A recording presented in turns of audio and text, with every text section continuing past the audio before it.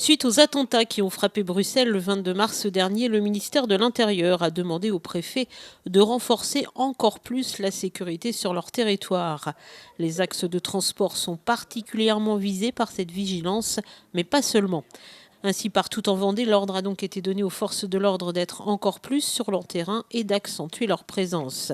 C'est pourquoi mercredi à Luçon, accompagné de la sous-préfète de Fontenay-le-Comte et sur réquisition du procureur, les gendarmes de la brigade ont effectué des contrôles à la gare. Après les attentats de Bruxelles, le préfet a réécrit aux directeurs des centres commerciaux, des centres culturels, enfin, de tous les lieux publics, pour leur rappeler la vigilance renforcée que tout le monde doit avoir.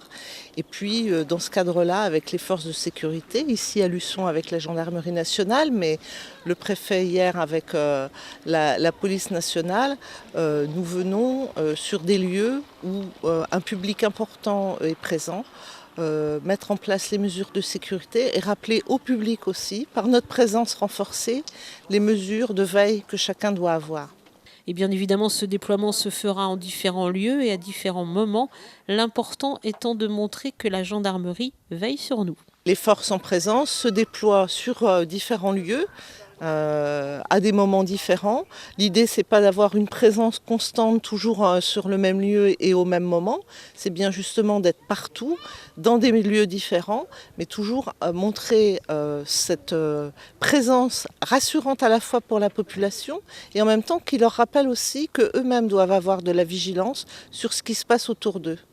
Un déploiement qui a donc eu lieu sur tout le département avec notamment les équipes cynophiles, le PSIG, le peloton de surveillance et d'intervention de la gendarmerie et les patrouilles en civil.